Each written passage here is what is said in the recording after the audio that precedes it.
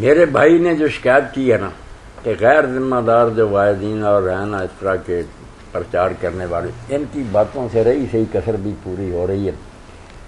اب جب لوگ یہ سن لیتے ہیں کہ 10 آدمی ایک قبیلے کے جو جہنم کے مستحق ہو چکے ہیں، ان کے گھر میں اگر کوئی ایک حافظ ہے تو اس کی سفارش سے وہ نجات پا جائیں گے، تو یہ رجحان دیکھنے میں آتا ہے۔ کئی لوگ خود تو دین کی طرف آتے نہیں، ایک آدھ بچے کو حافظ بنوا لیتے ہیں اور بس وہ کہتے ہیں اب گارنٹی حاصل ہوگی اور سہارا اس روایت کا لیتے ہیں۔ حالانکہ امام ترمذی رحمۃ اللہ علیہ نے جب اس کو لکھا اور اس سے ہی امام تبریزی نے اپنی مشکات میں نقل کیا تو ساتھ ہی نشاندہی کر دی کہ اس کا فلاں بیان کرنے والا جو ہے وہ قابل اعتماد نہیں ہے، وہ اس لائق نہیں کہ اس کی بات کو مانا جائے۔ اس لیے یہ بات اللہ کے رسول علیہ السلام نے نہیں کہی، نہ آپ سے ثابت ہے۔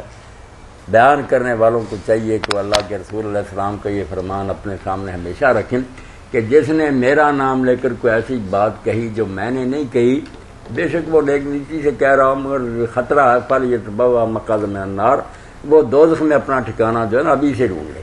اس لیے بڑے بڑے نیک صحابہ جنہوں نے اللہ کے رسول علیہ السلام سے سنا تھا وہ بھی بڑے محتاط ہو گئے تھے، مہینے گزر جاتے نہیں کہتے تھے کہ اللہ کے رسول علیہ السلام نے فرمایا۔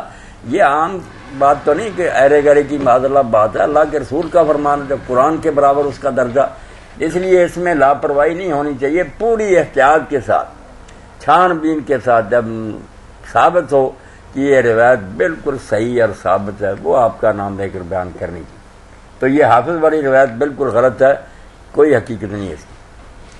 یہ جو والدین کو تاج پہنایا جائے گا، ایک روایت یہ بھی بیان کی جاتی ہے کہ جن کے بچے حافظ قرآن ہوں گے اور اس کی روشنی سورج اور چاند سے زیادہ ہوگی، یہ کچھ اس طرح کی روایت بھی بیان کی جاتی ہے۔ یہ بھی اسی قسم کی جیسے پہلی تھی نا، اسی طرح کی یہ تاج والی یعنی اور اس کی کوئی اصل نہیں ہے؟ بس اصل تو ہوتی ہے، لکھی ہوتی ہے کتاب میں۔ اصل سے میری مراد یہ کہ روایت ثابت نہیں، صحت کے اعتبار سے نہ صحیح نہیں۔